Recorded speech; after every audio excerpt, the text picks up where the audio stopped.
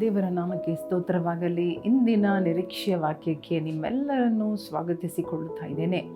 ದೇವರ ವಾಕ್ಯ ಸಜೀವವಾದದ್ದು, ಅದು ನಮ್ಮ ಜೀವನದಲ್ಲಿ ಕಾರ್ಯ ಸಾಧಕ ಮಾಡುವಂಥದ್ದಾಗಿದೆ.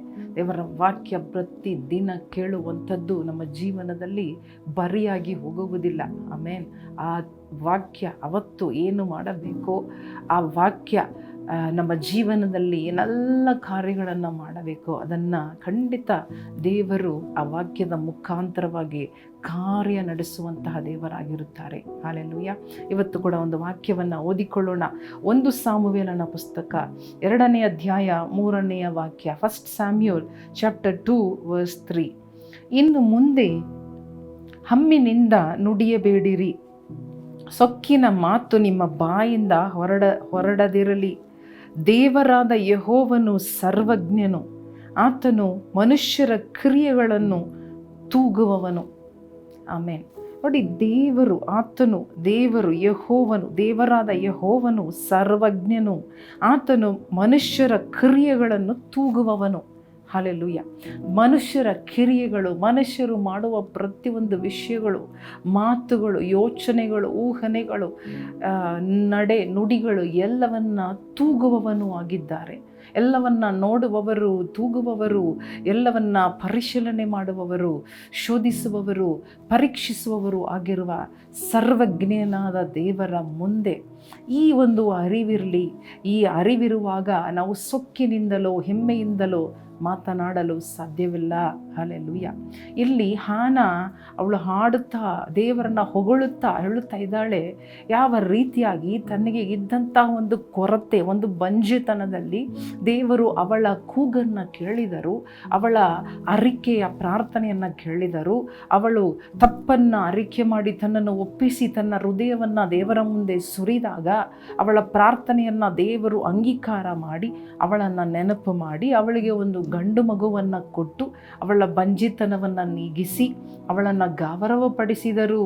ಈ ಜಗತ್ತು, ಈ ಸಮುದಾಯ ಅವಳನ್ನು ನೀನು ಬಂಜೆ, ನಿನಗೆ ಮಕ್ಕಳು ಇಲ್ಲ ಎಂಬುದಾಗಿ ಅವಳನ್ನು ನೋಡಿ ಸೊಕ್ಕಿನಿಂದ ಹೆಮ್ಮೆಯಿಂದ ಮಾತನಾಡುತ್ತಾ ಅವಳನ್ನು ಕೊರಗಿಸುತ್ತಾ ಅಳಿಸುತ್ತಾ ಇದ್ದ ಈ ಸಮುದಾಯದಲ್ಲಿ ಅವಳನ್ನು ದೇವರು ಯಾವ ರೀತಿ ಪರಾಂಬರಿಸಿದರು, ಅವಳನ್ನು ಕನಿಕರಿಸಿದರು, ಅವಳ ತಪ್ಪನ್ನು ಕ್ಷಮಿಸಿದರು, ಅವಳ ಮೇಲೆ ದಯೆ ಇಟ್ಟರು, ಅವಳ ಮುಚ್ಚಿದ ಗರ್ಭವನ್ನು ತೆರೆದರು, ಮಗುವನ್ನು ಕೊಟ್ಟು ಅವಳನ್ನು ಆಶೀರ್ವದಿಸಿ ಗೌರವಪಡಿಸಿದರು. ಮಾತ್ರವಲ್ಲದೆ ಇನ್ನೂ 5 ಮಕ್ಕಳನ್ನು ಕೂಡ ಅವಳಿಗೆ ಕೊಟ್ಟಿದ್ದರು.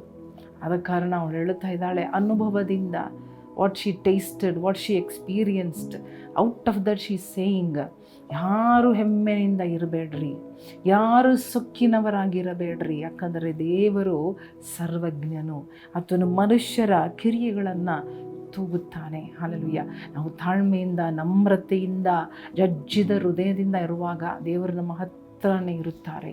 ಏನು ಬೇಕೋ ನಮಗೆ ಕೊಡುತ್ತಾರೆ. ಎಷ್ಟೇ ಬಂಜಿತನ ನಮಗಿರಬಹುದು, ಎಷ್ಟೇ ಕಠಿಣವಾದ ಪರಿಸ್ಥಿತಿಯಲ್ಲಿ ಅಥವಾ ಕಠೋರವಾದ ಕಡುಕೆಂಪಾದ ಪಾಪದ ಜೀವನದಲ್ಲಿ ನಾವಿದ್ದರೂ ಕೂಡ ಯೆಹೋವನು ಸರ್ವಜ್ಞನು. ಹಲ್ಲೆಲೂಯಾ. ಆತನು ನಿಮ್ಮನ್ನು ಕ್ಷಮಿಸಲು ಸಾಧ್ಯ, ನಿಮ್ಮ ಸ್ಥಿತಿ ಗತಿಗಳನ್ನು ಬದಲಿ ಮಾಡಲು ಸಾಧ್ಯ, ನಿಮ್ಮ ದೀನ ಸ್ಥಿತಿಯನ್ನು ಬದಲಿ ಮಾಡಲು ಸಾಧ್ಯ. ಹಲ್ಲೆಲೂಯಾ. ಮುಗಿದು ಹೋದ ಜೀವನವನ್ನು ಅವರು ಮತ್ತೆ ಪುನಃ ಆರಂಭ ಮಾಡುವ ಶಕ್ತನಾಗಿರುವ ದೇವರ, ತೂಗುವ ದೇವರು. Hallelujah. He knows everything. He weighs your actions. ಆದ ಕಾರಣ ನಮ್ಮ ಆ್ಯಕ್ಷನ್ ಹೆಂಗಿರಬೇಕು, ನಮ್ಮ ಮಾತುಗಳು ಹೆಂಗಿರಬೇಕು, ನಮ್ಮ ನುಡಿ ನಡೆ ಹೆಂಗಿರಬೇಕು, ಇದೆಲ್ಲ ಗಮನ ಇರಲಿ ಎಂಬುದಾಗಿ. Because God watches over you. Hallelujah. ಕಣ್ಣು ಮುಚ್ಚಿ ದೇವರಿಗೆ ಒಪ್ಪಿಸಿಕೊಡೋಣವ. ನಮ್ಮ ಜೀವನವನ್ನು ತೂಗುವ ದೇವರ ಕೈಗಳಲ್ಲಿ ನಮ್ಮನ್ನು ಒಪ್ಪಿಸಿಕೊಡೋಣ. ಆತನು ಸರ್ವಜ್ಞ ದೇವರು. He can do everything. He can do all things. What ever is not possible with you and me, he is able. Hallelujah. He is almighty. He is hallelujah sovereign God. ಆತನು ಸರ್ವಜ್ಞವಾದ ದೇವರು.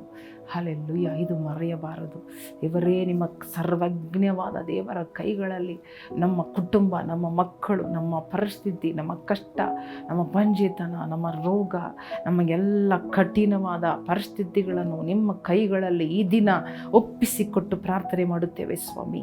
ಯಾರೆಲ್ಲ ಇಂಥ ಪರಿಸ್ಥಿತಿಯನ್ನು ದಾಟುತ್ತಾ ಇರುವುದಾದರೆ ಅಪ್ಪ, ನಮ್ಮನ್ನು ಇನ್ನೂ ತಾಳ್ಮೆ ಕೊಡು, ಇನ್ನೂ ಸಹನೆ ಕೊಡು. ಇನ್ನೂ ನಮಗೆ ಎಸಪ್ಪ ನಮ್ಮ ಸುಖಗಳು, ನಮ್ಮ ಹೆಮ್ಮೆಗಳು ನಮ್ಮಿಂದ ತೆಗೆದು ಬಿಡು ಸ್ವಾಮಿ. ಅಪ್ಪ, ನಾವು ನಮ್ಮನ್ನು ತಗ್ಗಿಸುವಾಗ ನಿಮ್ಮ ಕಣ್ಣುಗಳಲ್ಲಿ ನಮಗೆ ದಯೆ ಸಿಕ್ಕುತ್ತದೆ ಸ್ವಾಮಿ. ನೀವು ನಮ್ಮ ಸ್ಥಿತಿಗಳನ್ನು ಬದಲಿ ಮಾಡುತ್ತೀರಿ. ಆದ ಕಾರಣ ನಮ್ಮನ್ನು ತಗ್ಗಿಸಿ ಕೊಡುತ್ತಾ ಇದ್ದೇವೆ. ಯೇಸುವಿನ ನಾಮದಲ್ಲಿ ಪ್ರಾರ್ಥಿಸುತ್ತೇವೆ ನಮ್ಮ ತಂದೆಯೇ. ಆಮೇನ್, ಆಮೇನ್. ಪ್ರಿಯ ಸಹೋದರ ಸಹೋದರಿಯರೇ, ಹಲ್ಲೆಲೂಯಾ. ಹ್ಯಾನಾ ತನ್ನನ್ನು ತಗ್ಗಿಸಿದಳು, ದೇವರ ಮುಂದೆ ಹೋಗಿ ದಯೆ ಬೇಡಿದಳು. ಆದ ಕಾರಣ ಅವಳ ಜೀವನ ಸುಂದರವಾಗಿ ಅತಿ ದೊಡ್ಡ ಪ್ರಮಾಣದಲ್ಲಿ ಬದಲಾಯಿತು. Hallelujah. God not only gave her just a child or fulfilled her vow, but he did more for her. Hallelujah. ಅದೇ ರೀತಿ ನಿಮ್ಮ ಜೀವನದಲ್ಲಿ ಕೂಡ ಅತಿ ದೊಡ್ಡ ಕಾರ್ಯವನ್ನು ದೇವರು ಮಾಡುತ್ತಾರೆ. ಬಟ್ ನಮ್ಮ ಆ್ಯಕ್ಷನ್, ನಮ್ಮ ಮಾತು, ನಮ್ಮ ನಡೆ ಯಾವ ರೀತಿಯಾಗಿರಬೇಕೆಂಬುದಾಗಿ ಕಲಿತುಕೊಳ್ಳೋಣ. ದೇವರು ನಿಮ್ಮನ್ನು ಆಶೀರ್ವದಿಸಲಿ. ಆಮೇನ್.